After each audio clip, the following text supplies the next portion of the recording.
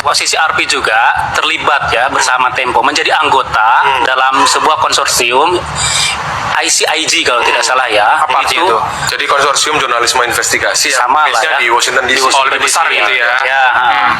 Nah mereka ini terlibat untuk mengungkap Panama Papers. Dan di dalam dokumen Panama Papers itu nama adiknya Prabowo Hasim juga masuk kan, kira-kira kayak gitu. Yang dalam kalau tidak salah di tahun 2019 itu juga dijadikan alat politik. Untuk menyerang Prabowo. Kira-kira gitu. Oleh kubunya Jokowi. Waktu itu. Jadi ini ironi lain lah kira-kira gitu. Ketika dulu dia kepentingannya sama dalam arti narasi kepentingannya sama, dipakailah bahwa ini sebagai bagian alat kampanye atau narasi. Tapi sekarang ketika bertolak belakang atau berbeda, justru kayak dikesampingkan atau bahkan dianggap sebagai lembaga yang tidak kredibel lah dan seterusnya gitu. Suka-suka dewe ya. Dan yang menarik Drew cerita, jadi 3 hari setelah mereka merilis finalis pemimpin terkorup 2024, dia mendapatkan dalam tanda petik serangan ya di media sosial maupun juga email ke tim OSIS RP. Ada salah satu email yang memprotes, kenapa Jokowi ini masuk ke dalam finalis, padahal kalian tidak memegang buktinya dan lain-lain. Dan dia juga menyantumkan link berita bahwa Jokowi itu tokoh terbersih, tokoh yang dicintai oleh warganya. Memprotes ke posisi RP gitu. Jadi selain yang memprotes, ada juga yang mendukung. Jadi banyak juga yang mendukung. Jadi ya Drew sih fine aja ya dengan protes maupun juga dukungan. Karena itu kan tahapan penjuriannya juga kan panjang gitu ya, gak sesederhana dalam penjurian yang biasanya kira-kira kayak gitu. Nah, tadi kan kita bicara soal partnership, kemitraan kita dengan OSIS RP dalam hal liputan-liputan dan kolaborasi jurnalisme investigasi gitu. Nah, apakah ini gua mewakili netizen nih, pertanyaan netizen kan banyak yang curiga nih, sangka kepada Tempo. Betul. Jangan-jangan nih motor dari nominasi ini Tempo. Itu kan rahasia yang mereka ciptakan sendiri. Nah, Sin, apakah Tempo terlibat khususnya dalam konteks nominasi tokoh terkorup ini, bahwa kalau kita liputan-liputan di investigasi sebelum ini, tapi apakah dalam konteks nominasi ini kita terlibat? Gue jawab dengan singkat, tidak sama sekali. Jadi begini ceritanya. Jadi waktu publish segala macam itu kan juga kita heboh juga kan di grup-grup WhatsApp internal kan. Nah, ya justru terlambat kan dari pemberitaan dari media lain soal temuan OSIS RP. Kalah cepat lah ya. Begitu ya. Nah, kita juga kaget. Nih kok tiba-tiba barang ini ada aja begitu ya. Padahal seperti tadi Kang katakan, partnership Tempo dengan OSIS RP itu hanya sebatas liputan saja, sharing data. Misalkan Tempo ada temuan data di Indonesia yang menyangkut link data itu ke negara-negara lain, kita bisa menggunakan jaringannya OSIS RP ataupun rekan-rekan mitra media kita di luar negeri begitu ya.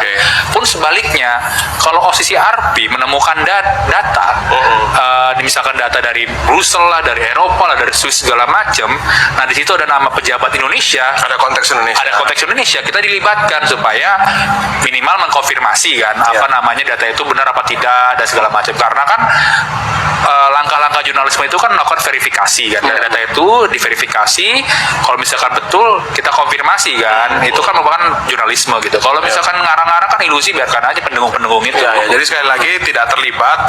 Toh juga Drew, salah satu pendiri OSIS RP, sudah menjawab dalam wawancara dengan kita bahwa ini adalah nominasi yang terbuka kan, semua orang bisa memasukkan dan mencalonkan nama gitu kan, dan setiap orang itu diverifikasi secara ketat oleh mereka. Betul. Gue curiga nih ya, jangan-jangan para buzzer itu nggak ngisi form karena bahasa Inggris juga. Ya, bisa jadi kan. Pertanyaan adalah siapa tokoh artinya dia dibenci, dibilang adalah disukai, Jokowi ya.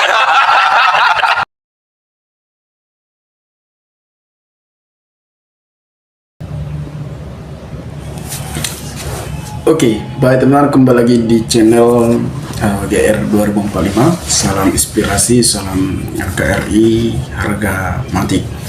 Nah, teman-teman tentunya sudah mendengarkan sedikit informasi dari putaran halus atau Tempo.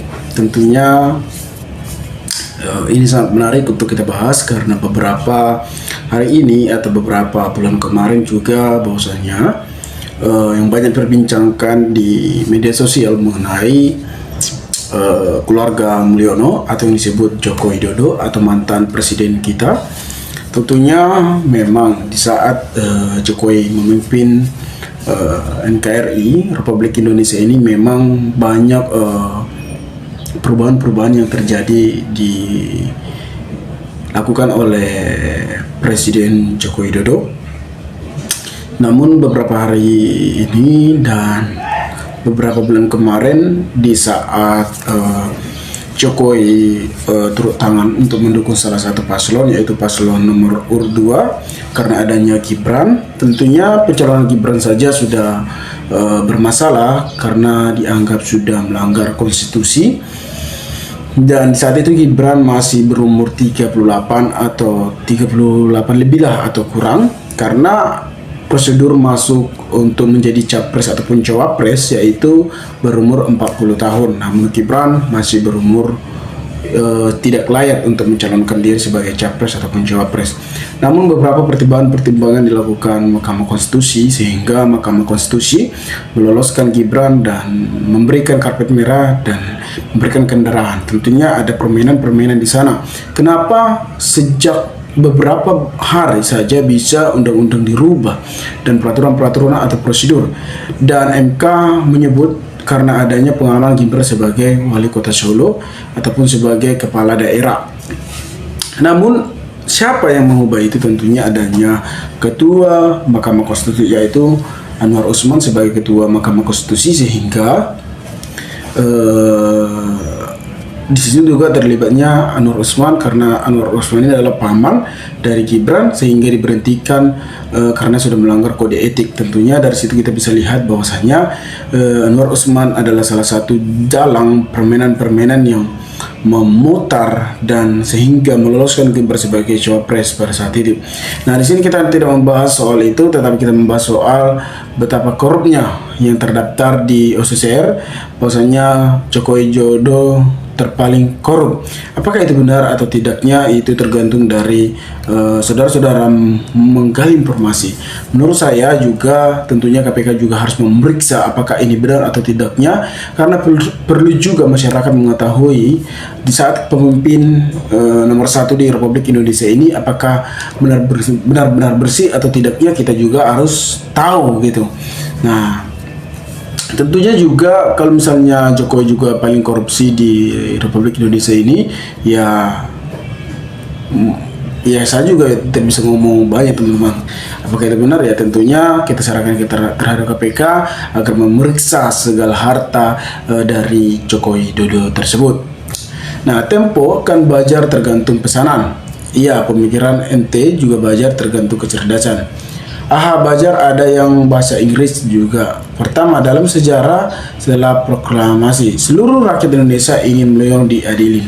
Nah, komentar dari Sultan Muda tentunya ini sangat menarik. Bukan diadili tetapi bagaimana kita juga mendapatkan keadilan di Republik Indonesia ini agar Mulyono diperiksa oleh KPK ketika ada salah satu bukti bahwasanya benar-benar Jokowi melakukan itu. Ya wajar kita harus mendapatkan keadilan bahwa walaupun seorang mantan presiden, ya wajar harus dipenjara ketika benar-benar terbukti melakukan korupsi. Padahal paspornya isian survei detok. Senang banget kalau langsung ada klarifikasi gini biar nggak diombang-ambing, nggak bujar. Ternak Mulyono agak lain. Belajar kan memang begitu, abang-abangku kerjanya sesuai pesanan pengusaha. Nah, lah ini salah satunya yang isi form LSM di luar negeri. Nah teman-teman, kalau kita lihat memang beberapa hari ini tentunya banyak yang terdaftar korup dengan adanya juga menteri-menteri yang terdaftar korup, dan bahkan juga kasus Harun Masiku juga masih terlibat pada bulan ini, yang dimana Haston Krisnan juga terlibat dengan kasus Harun Masiku. Apakah itu nyata atau tidaknya, ya kita serahkan terhadap KPK agar dituntaskan. Apakah ada yang melakukan korup, ya kita serahkan terhadap KPK. Ya KPK juga harus bertindak secara langsung, jangan meyeng-meyeng lagi. Nah teman-teman, mungkin sekian video ini. Jika ada pertanyaan atau tanggapan teman-teman, maka berikanlah tanggapan teman-teman kolom komentar agar kita bisa saling tukar pikiran satu antara lain. Salam inspirasi, salam NKRI, GR 2045.